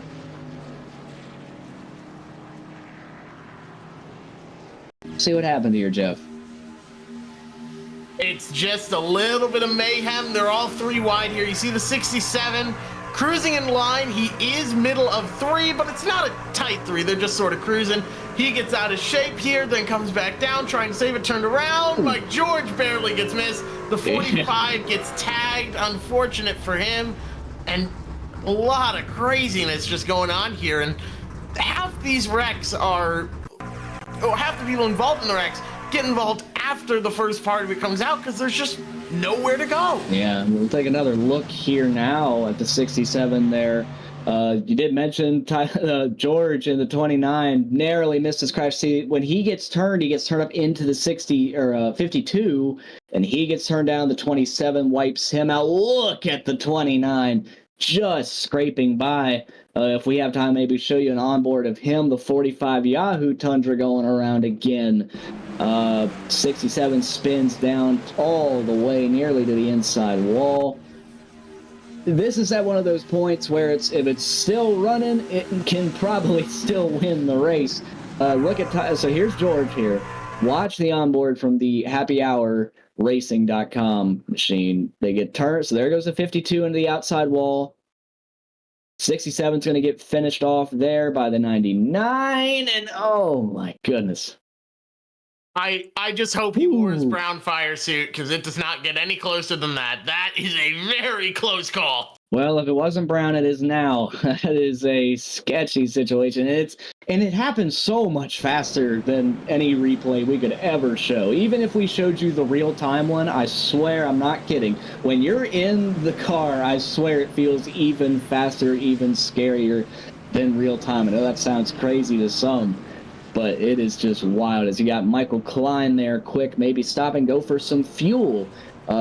Carson Reed hitting pit road in his 2 Silverado. Maybe some of these guys, and it's going to be tires for Carson Reed, but maybe some of these guys thinking about possible overtimes here. Here's J.J. Moore, the 45 truck we saw just involved in that last accident as well. Looks like he'll get some service, maybe some repairs done. Fuel in the 45 Tundra, and he'll be out and away, because we're going to go green with under 10 laps to go, and if this race continues going the direction that it looks like it has so far, overtime could be a real possibility. It is absolutely looking like it. And now that we have under 10 laps to go, we've got everyone tuning in and watching and enjoying everything that's going on. I think this is the perfect time, if you are out there watching in the chat, to give a huge thank you to INVETS. They are a phenomenal group. They are the sponsor for this series tonight. Be sure to thank them for making this all possible, because without them, we wouldn't be able to be out here racing. INVETS was founded by veterans for veterans and aids in transitioning to civilian life, focusing on job placement and finding the right community for veterans and their families to ensure their success and happiness. They are a veteran nonprofit located in Indiana with the goal of bringing veterans to that state to live and work. They are the title sponsor here tonight. We also have Lincoln Tech to thank. Lincoln's mission is to provide superior education and training to our students for in-demand careers in a supportive, accessible learning environment, transforming students' lives and adding value to their communities. They are one of the largest automotive technology schools in the nation with 23 campuses. They are the title sponsor of the Fall Series and a very large partner of GoatLocker Racing. And of course, Jam Printing and Promotions out of Plainfield, Indiana. They are a local veteran certified company, and when they do well, they can do more good in the community. Since forming in 2013, Jam has contributed printing and promotional sponsorships to more than 60 local nonprofits with a primary focus on organizations that assist veterans, women, and children. They have been with GoatLocker Racing since its inception, and they provide GLR with all of their promotional items, including shirts, hats, decals, dog tags, and anything else that the GLR team needs. They are their go-to promotional company. They are sponsoring the Pole Award across all the different series this season, and like I said, without these groups, this would not be possible. So please, be sure to thank them in the comments, support them whenever you can, because without them, we wouldn't be out here. Support those that support your racing, the racing that you love. Thank you to all of them from all of us at Maconi Entertainment and GoatLocker Racing. Yeah, so many great partners doing so many great things with their platforms for such a great series, great league. You love to see it. You love, the racing, maybe virtual, but the love that it can bring to the entire world is very real. On board here with Johnny Cofield in the 97. Started all the way back in 23rd. Is going to restart inside the top 10. Going to restart in the 7th position with under 10 to go. We're going to go green with 9 laps remaining. Got some trucks up here that are sparkly clean, maybe just some rubber buildup. You got other trucks with dents and dings. It's just been that kind of night, Jeff. It sure has, and I'm wondering if some of those dents and dings in Cofield's truck didn't come from the fact that he is in the YouTube comments responding to things that are going on as well and talking there. I don't know if it's him exactly or someone on his account, but Johnny has been active in the YouTube chat, So hello to him, and hello to all of the fans that are out there watching. For, I would say, the fan favorite, George Jewell, he is still out there having himself a good race. He is in 18th, but he is far from out of it as we get ready to go. 9 laps once they come to the line. Tyler Justice leading the way with David Duke behind him. Ken Dorian Davis and Andy Kurtz are looking to spoil that party by being lined up on the outside. A nice big jump for Tyler in the 33. Could be too big. We've seen that happen a couple times. The outside lane is formed up. The inside line has about a truck length between all of them. We'll see how this shakes out. You're talking about the 18 truck, the Maconi Setup Shop sponsored truck, trying to work his way down to the bottom. Looks like he's going to stay top for now. As of the moment, the 78 is clear to the second spot, chooses to not clear ahead of Davis in the bright green Tundra on the top lane. He's pushed by the 48. Here's a shot on board of that Lowe's 48. Big shot to the back of the 51, doing all he can to try and get him there. The 78's going to poke high. Our leader, Tyler Justice, blinking out just for a second there. And they're going to be about 8 trucks here in the mix in just a moment if that red, white, and blue 24 can keep the draft. Otherwise, it's 7. Got 4 on the top, 3 on the bottom. David Duke with the advantage for the moment through the trial. Coming to 8 laps to go at Talladega. Side by side at the line, and it's going to be Duke leading it. Ken Dorian Davis behind. Ken Dorian Davis looking low. He's going to jump down there so quick, David Duke won't even have a chance. That puts Kurtz second in line on the outside. Now becomes the main pusher, getting right up to the back bumper of Duke. Coming off of turn number 2 with 8 laps to go, and it shows with how close all of these drivers are. Keep in mind, none of these drivers are out of it. Any of them can win. Big block by Davis. David Duke goes up out of shape, like you said. Big block by Ken Dorian Davis. Andrew Player gets shuffled out of line. He goes to the top. Maybe he doesn't like what he saw. Maybe he got shuffled. We'll see. But this is starting to get tight, and the third lane is forming about 5 car lengths back. Well, it's like you mentioned just a few moments ago. These guys are getting very squirrely. The laps are winding down. They're in and out of line. We got trouble out the back, and we're going to go under caution again, which probably won't put us right at overtime, but it's going to lessen the lap count. Oh, in the 29, Mike George, who was so fortunate that last caution, now missing the entire front end on his Ford F-150. And that was just some very close racing. He had someone come up to his inside, had to jump high. We're going to see a replay of it here, but Mike George has been so strong, started on the pole. We've seen him at the front all night. He's been fighting at the front, fighting for that lead, and he got mired a little bit further back. So you see, right, it's going to be up towards the front here. That one truck comes up, it gets a little bit tight, and Mike George goes up into the 14, trying not to get bumped by the 1, and everyone managing to avoid it for the most part, but the 64 does get involved as well. Yeah, that's the 14. All 3 of those trucks now have been a part of an accident or even more. We saw the 14 nearly flip for what would have almost been the second time, nearly flipped earlier and almost went upside down here. It's like I said, just 4 wide here. Just tight quarters, not really, anybody's fault. The 14 doesn't probably realize just how tightly inside the 29 is, and he ends up paying the price. 29 obviously does as well, as he's going to lose the front end before ultimately slamming into the 20, I believe that is as well, who I wasn't sure had initially even been a part of this. And takes another hit to the right front into the outside wall. Mentioned that the 64 was also collected in this. It's really disappointing to see things like this, and it's just tight racing. Nobody, again, really does anything wrong, per se. It's just one zigs while one zags, and that's going to be a lot of damage for Mike to repair. It's going to be very difficult for him to win this, but if he stays on the lead lap, I've seen crazier things. Yeah, I mean, well, it's racing, and it's Talladega especially, so anything is possible. Ken Dorian Davis, of course, our race leaders. We got our lucky dog coming around the outside there. We'll be coming back to 5 to go, so we're going to restart at least with under 5 to go, as we have not gotten the 1 to go signal yet. Ken Dorian Davis has definitely impressed tonight, though. He has been the right place, right time, multiple times. And honestly, I can't even see a scratch on that interstate above the yellow line Tundra yet. So far, so good for most of these drivers. It's really now crunch time. And like you said, we're getting really close to that green-white checkered overtime territory. We're not quite in it yet.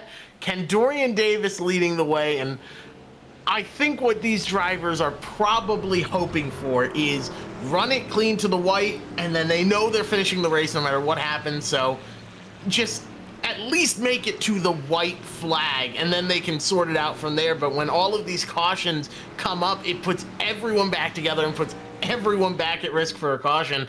If Dorian, goes around at the front, somehow gets spun from the lead, then everyone has to avoid it, and it could be a massive wreck.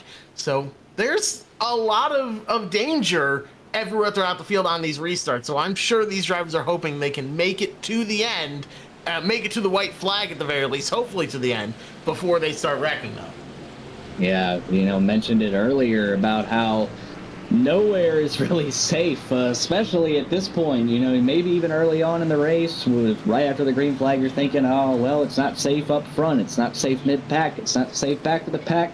Well, if you don't think it then, you definitely don't think it now. Well, you got the one to go signal that time by, so it's going to be Dorian Davis. Take a look here at the Interstate Batteries above the yellow line podcast truck with Taylor Kitchen, great friend of mine. She does amazing stuff, so be sure to check that out. As well with Justice on their outside, and they're only going to have 4 laps to go. We got the 33 plug-in as well up here. That can kind of factor into things. That's one thing that you won't get out of real-world super speedway racing that can add to the sketchy level of things, Jeff. That is absolutely correct. And I do want to also say we have gotten confirmation that the co-field in the field is the father of the co-field in the chat. And he did also clarify, the co-field in the chat did clarify he does not ding his stuff. His dad does, but he does not ding his stuff. So a little bit of father-son rivalry. We might have to get 2 co-fields out here shortly. I'm sure he does not have a bigger fan in the world right now, though, than his son, who's watching his dad sit in 5th place with a pretty good, 7th place with a pretty clean truck and a good chance to win it. It's not dinged up too bad, just a little bit on the spoiler is all, Mr. Cofield, but your son thinks that even that little ding in the middle of the spoiler is a little too much, so we'll have to try and win it to really make him a believer, all right? And even if he's not listening, we're going to sell it to him like he is. We got the pace truck pulling off. Dorian Davis, the race leader. Where will he choose to go in the restart zone? Will he choose to go on his own terms? Will he wait for old Barney, the flagman, to drop it? Here we go. Going to have 4 laps to settle it. 4 laps to go here. The green flag is out, and they are pretty close to break even. Up at the front, we see a little bit of a breakaway on the outside lane. 3 trucks have pulled away from the rest. That inside lane is strong, though. Dorian Davis is fully clear. David Duke almost clear in 2nd, and Andy in the 48 in 3rd. David Duke now jumping to the outside. Tyler Justice doesn't want to play ball. He moves all the way up to the outside. They're bobbing, they're weaving, they're trying to get it sorted. Here's Beaver in the 808, now pushing Duke with everything he's got. The 76 is the middle of 3 wide. They were bumping and banging back there. 3 by 3 by 3 by 3 back through the field. These drivers all want it, and they need to get to that white flag for this race to be official. Otherwise, we are going overtime racing, which is looking more likely by the second. Justice got shuffled out from leading the outside lane, now leading the far, far outside lane. David Duke battling for this lead with Dorian Davis. The outside lane has the advantage this time around, but we have 3 more laps to go at Talladega. Duke nearly got turned by Beaver there as they go through 1 and 2. Davis is going to be able to get more momentum from that, but he's got to push him out back. Coming to 2.5 laps to go here down the back straightaway. Everybody fighting for every inch of racetrack here at Talladega. I hope you don't have OCD, because this is not the kind of filing for you. This is all out of sorts. We got into turn 3, the 78 building some momentum back up now. Davis clear for the moment. Will they make it back around to the white flag once they take 2 to go? Or will we see overtime? We've talked about the possibility of some of these guys maybe not having enough fuel. Duke really leaning on Davis there. 2 laps to go. Davis gets turned. He's going to hang on to it. He's going to come back into the field. He holds on to the what apron somehow, some way. Dorian Davis. They're wrecking ahead. They're wrecking ahead. Big crash. Involved. The 76 got turned up into Davis after he had it saved. The 76 destroyed, and we will have overtime at Talladega Superspeedway. He's still trying to hang on to it. That thing is totaled, steering damage, both front and rear bumper gone on Holifield's 76 truck. We'll try and take a closer look at what happened here. It started with Davis getting turned sideways. Well, so here's the 76. Pay attention to the bright pink truck. There goes the 51. He gets turned. He's able to somehow save it. Oh, and the 36 and the 76 had actually saved it originally.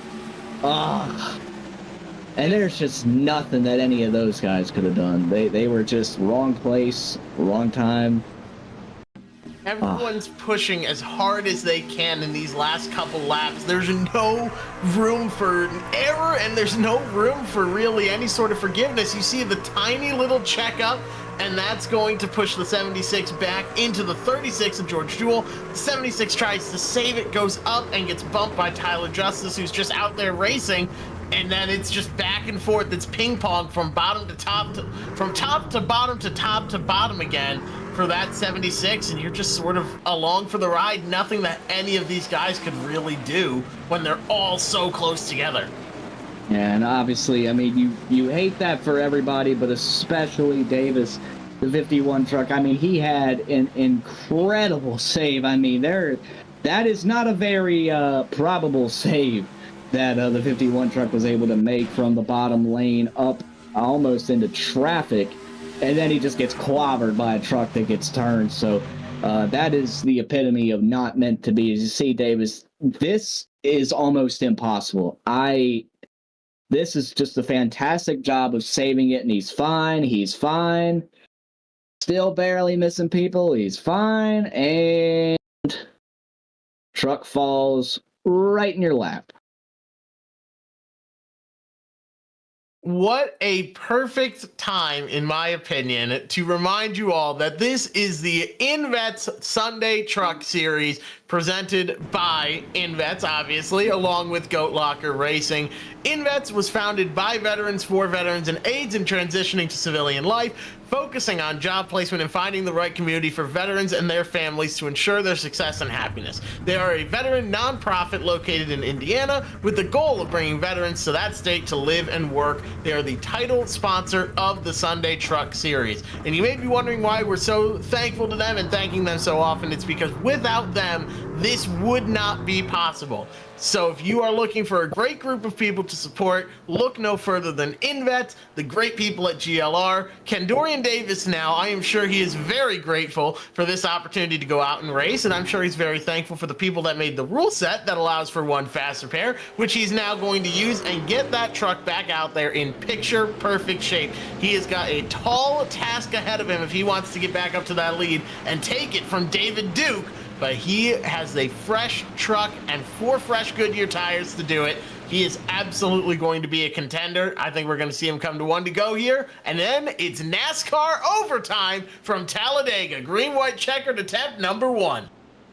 Oh, my goodness. And what a show that we've seen here so far tonight. This has been phenomenal stuff from the GoatLocker Racing INVETS Trucks Series. We've mentioned time and time again what a great program this is with great partners. And now we get free NASCAR, as they call it. You know, you hear free football, free basketball, and they go into overtime. This is free racing. So I believe we'll be getting the one to go here shortly, if not this time around. Some of these guys so eager, they're already doubling up at the front. So, Jeff, if you were about to restart this race, heading into overtime, obviously this is just attempt number 1, but obviously you have to kind of treat each of them as they are the last one.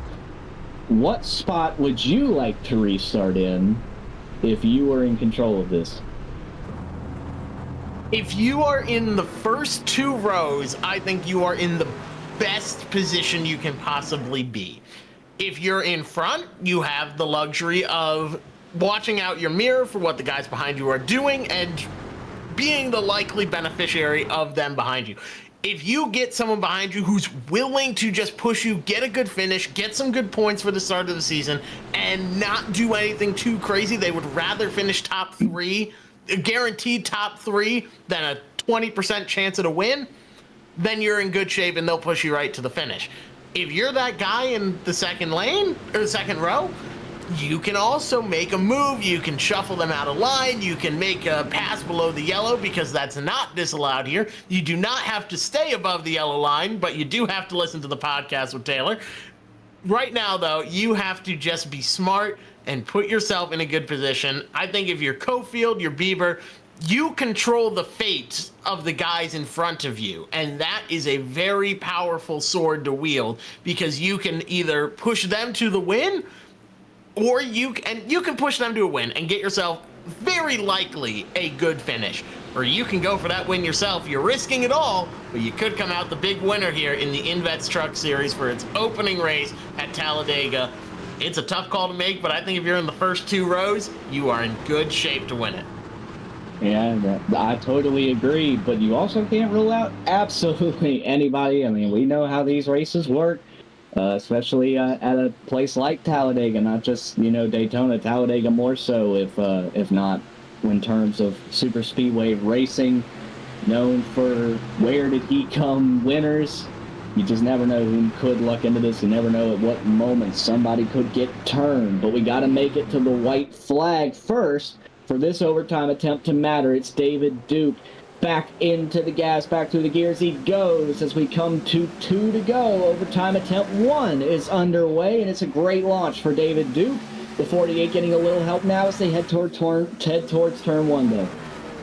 If you're going to have anyone behind you, you do and don't want it to be that 808 of Bieber. He has been fast, but he has been aggressive, and he has not made any friends coming through the night. He's done what's best for him. He jumps up to the outside lane. He's not going to push Duke. He wants to be pushed himself. That 25, what a shot to the back of David Duke, though. And now Andy Kurtz in the 48 is going to give just as good a bump to the 808 of Bieber, and they are going to be 2 by 2 coming off turn number 4. We'll see who has the advantage at the line as they're getting ready to take the white flag. If they make it there, 1 goes around. Will they keep the green out? We are 3 wide now. The 25 out of nowhere on the bottom, trying to take the possible win. We make it to the white flag. They're crashing behind them. The 24 upside down. 1 left to go, and it's Bieber at the head of the field with the 48 of Kurtz behind him. No chance of a caution from here to the end. They are going to race it out. Brett Bieber leads the way with Andy Kurtz behind him. David Duke mounting a charge up on the outside. He's going to take it. You still have Cofield up on the outside. Second now, pushing Duke. It's going to be a drag race to the finish as these drivers get ready to go into turn 3. Brett Bieber with all the advantage in the world, hoping and praying that Kurtz does get clear of the top lane. However, that has happened. The 25 is almost clear as well. We've seen him. They're crashing again behind him. Here they come to the triangle. Brett Bieber up front. Nobody has stuck out yet. I believe it's going to be Brett Bieber in the Weedy Chevrolet. 48 pushes top. And to the line, it's Brett Bieber with the win and a wild finish at Talladega. Wild overtime as a whole. But Brett Bieber comes home the winner. He was dominant. He was ruthless. He put himself in any position that he needed to be in order to make this happen. Andy Kurtz comes home second by 0.061 seconds. very close to James Kaufman in third, David Duke fourth, Alex Egan in fifth. While we get these drivers sorted, we are going to take a short break and we are going to talk to your top 3 finishers, and I think they're going to have a lot to say as we come to the end here.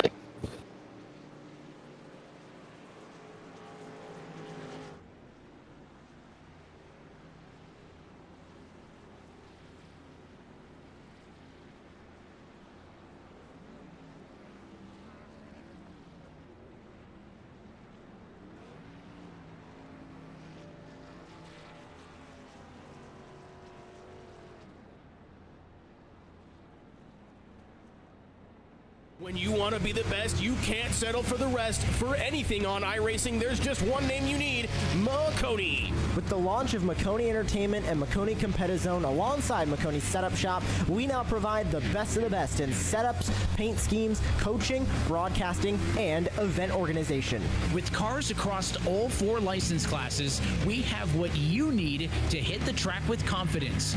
Grab a subscription and save money while going fast at MaconiSetupShop.com/subscriptions. And remember, at Maconi Setup Shop, there are setups, but your victories.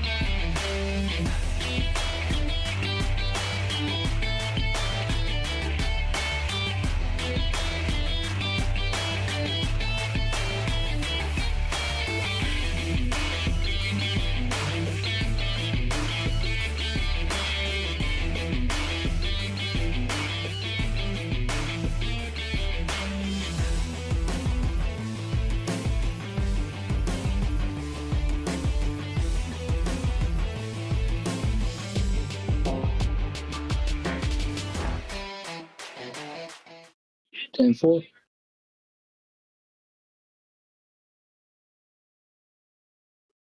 Welcome back, everyone, to the INVETS Trucks Series, our first race of the season, and wow, what a run to the end. It was a phenomenal race through and through.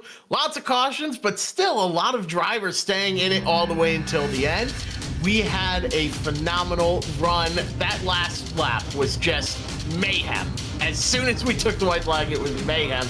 But we have the finishing order here. Brett Bieber comes home the winner. Andy Kurtz in second, James Kaufman in third, David Duke in fourth, Alex Egan in fifth, Michael Klein in sixth, the fan favorite George Jewell in seventh, Colton Lanford in eighth, JJ Moore in ninth, and Sean J. Gus rounding out your top 10. Yeah, we got Charles able to 11th, Andrew Player, I mentioned him a lot. He's still able to manage a 12th place run. Carson Reed, Matt Knights, Eric Martinez brought some air tonight. Mark Caulfield, Tyler Justice, Brandon Wallace. Then rounding out our top 20 is Benjamin Stevens and Scott Gilroy. Through the rest of the field, Kendorian Davis was leading towards the end and got turned, managed to somehow, someway hold on to it before the 76. Got ping-ponged down into him, finishes 21st. Johnny Cofield in 22nd. Tommy Lemley 23rd. Peter Dillon 24th. Christopher Melton 25th. 4 laps down. Rounding out the rest of the field were trucks that were out of the race. Mike George got the Jam Printing and Promotions Pole Award. He ends up 26th. Jeremiah Holt 27th. Chance Taylor 28th. Chris Parnas 29th. Jacob Ellingson 30th. Rounding out the field was Travis Bieber, who was the brother of the winner. Timothy Jones in 32nd. Bobby Germain in 33rd. And hey, we got Patrick Drabick in there. Shout out to him for running GoatLocker Racing and all of the cool stuff that they do. He did not make it to the starting grid tonight. I think he had bigger and better projects going on. There's a lot in the works behind the scenes. But first and foremost, we are going to talk to our top 3. And Shane, I hear you are with 3rd place. Yeah, moving on here to post-race interviews. How about Jim Kaufman, the 25 truck shot out of a cannon there late. Jim, obviously coming home third tonight. That was a very hectic overtime finish. Did you have any plan, or was it just kind of foot to the floor and go from there? Pretty much just stay lined up and push somebody and try to not get run over anywhere. It just was, these super speedways are pretty much a kind of a crapshoot. So you just got to try not to make any big mistakes or be around somebody that does make a mistake. So it takes a lot of luck. Well, you were definitely luckier than some in the field tonight, coming home on the podium. Great start to your season. How does this maybe set up some momentum for the future races? It's good. I'd rather start third than start 30th. So, but exactly right. It's always a crapshoot with one of these. You know, real racing will start. You know, with all the other tracks. But I mean, these are fun to a point. Not my favorite, but got to do them. All right, Jay, that's exactly right. Got to get through them, and you did it very well. Is there anybody like to shout out before we let you go tonight? Oh yeah, we got a lot of guys help out this. A lot of companies help out this whole GoatLocker team. Basically, we got racing almost every week. I mean, almost every night of the week, and we get Lincoln Tech, Hidden Wit Brewery, Cruisin Classics, Nasty's Restaurant and Bar. That sounds like a place I'd like to go visit. Veterans for Life Foundation, Veterans for Life Racing, INVETS, Jam Printing Promotions, Marconi Setup Shop, may get setups for Fridays and Sunday trucks. V-Speed, Broadcast Xfinity and Friday trucks, and NASCAR 360 does Thursday ARCA series. So we got a lot of people. You can't do this without a lot of outside help and a lot of support. All right, that's exactly right, James. Well, thank you so much for taking some of your time tonight to talk with us. Congrats on third place run, and hopefully we'll be talking to you again as the season progresses. All right, I appreciate you guys broadcasting this. Yes, sir.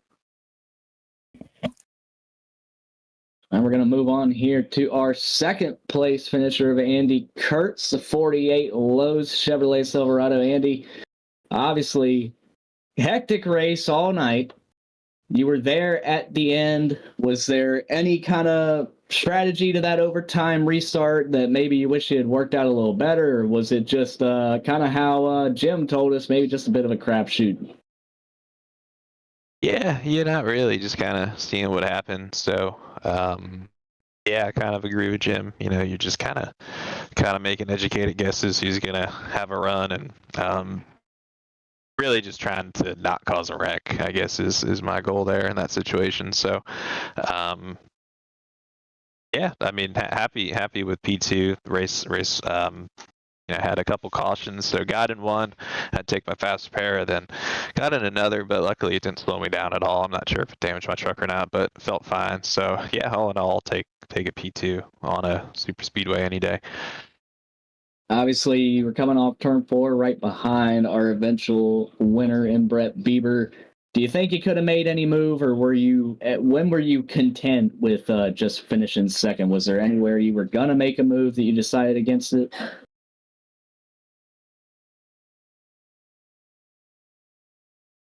I don't know. The trucks are real tough to pass. Like you get a run and then you get stalled out before you clear the guy. So I didn't want to risk getting shuffled back, because I think if I would have jumped out, then I don't know that anyone would have went with me, and it probably would have been worse than getting second. So now I'm cool with second, and congrats Brett on the win. Definitely a great start to your season. Anybody like to shout out before we let you go tonight? Yeah, man. Yep. Appreciate you guys putting on a really cool broadcast for us. So looking forward to tuning in, watching your show every week throughout the season. So I think it'll be a good one. A lot of new guys here in this the Sunday series. So cool to be running truck series here with everyone. So I want to thank GoatLocker, everyone for putting this on for us. Lincoln Tech, Hidden Wit Brewery, Cruisin Classics, Nasty's Restaurant, Bar Grill, Veterans for Life Foundation, Veterans for Life Racing, INVETS, Jam Printing and Promotions, Maconi Setup Shop, V-Speed. I want to thank Indiana Department of Veteran Affairs, Alexander PC, SimMotion, Next Level Racing, iRacing, and Above the Yellow Line for putting this on. All right, Andy. Well, a great start to the season. We'll hopefully be catching up with you plenty more times throughout the season. We'll talk to you later. All right, hope so. Thanks. We'll move on to our race winner, who's Jeff Maconi. Rhett, you were running, really seemed like for yourself all night. You made every move that was best for you, and you worked out really well in your favor. You had your brother pushing you for a while, and then he got wrecked out.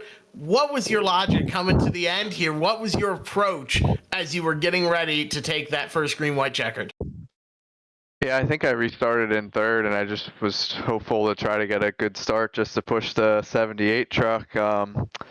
And then I actually got a really good start and was able to kind of clear the bottom and race with Andy quite a bit.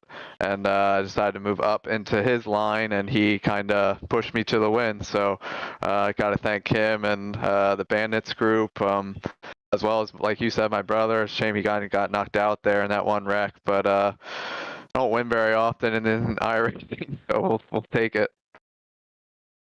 Looks like you just had it all figured out here. Now, as we get into the upcoming weeks, we have Texas next week. Are you looking forward to some of those non-super speedway races, or are you circling the super speedways because you pretty well dominated here tonight? Yeah, I really like the super speedway races because it's kind of anyone can kind of win, and you know, like you said, you got to make some good moves and try to put yourself in the right spot, but you also have to be lucky too. But the other tracks are challenging too, so kind of just make the best of it and see what shakes out over the next few weeks. Well, these next few weeks are certainly going to be exciting for the INVETS GoatLocker Series. We're excited to see what you can do now that you are already a winner for it. But who do you have to thank for getting you this win here tonight? Yeah, I just want to thank, like I said, the Bandits, my brother Travis and Andy, and then as well as all these great sponsors that you have for this series, which is Lincoln Tech, Hidden Wit Brewery, Cruisin Classics, Nasty's Restaurant and Bar, Veterans for Life Foundation, Veterans for Life Racing, INVETS, Jam Printing and Promotions, Maconi Setup Shop, V-Speed, and NASRA 360. Can't thank everyone enough. Well, you did a phenomenal job out on the track. You did a phenomenal job with the sponsor reads, and you've got Texas coming up next week. So go ahead, start getting ready. You've got a win to defend. Congratulations on it, Brett. Awesome work on the track. Yep, thanks, guys. Appreciate it. Now we are going to get ready to wrap everything up here. Shane, do you have any final thoughts as we get ready for Texas next week? Man, I don't know how Texas is going to live up to this one, but I'm sure it's going to be a great show regardless. Can't wait to get back here. This is a phenomenal series with phenomenal partners. And we definitely saw a little bit of everything that Talladega has to offer tonight. Congrats again to our race winner. And hopefully we'll see just how we'll see if Texas can separate the men from the boys. Talk about how plate racing takes a little bit of luck. Texas, it takes a lot more skill. So we'll see what happens at Texas. Driver reactions are usually pretty mixed when they see Texas on the schedule. It can really be a difficult track for some of these guys to master, and it puts a lot into the hands of the drivers. But as we get ready to close out here tonight, we do have to first and foremost say thank you to INVETS, Lincoln Tech, and Jam Printing and Promotions. They do a phenomenal job with everything and help us make this all possible. Absolutely. Definitely want to thank everybody that tuned in as well, and we hope to see many of you join us again at Texas. Thank you to the GoatLocker Racing crew for having us get them on the air. Calling the action tonight was myself, Jeff Maconi, alongside Shane Mundy in the booth with DJ Lyon producing. Thank you as well to all of the sponsors of the series and to all of our viewers for watching tonight's racing action. We hope you will stay tuned to all of our social media pages for the next race. Thank you to the entire staff for their work in bringing this racing to you behind the scenes at Maconi Entertainment. We've got Texas coming up next week. We've got the Wednesday night truck series that we will be broadcasting as well. But this has been a production of Maconi Entertainment, and we'll see you next time.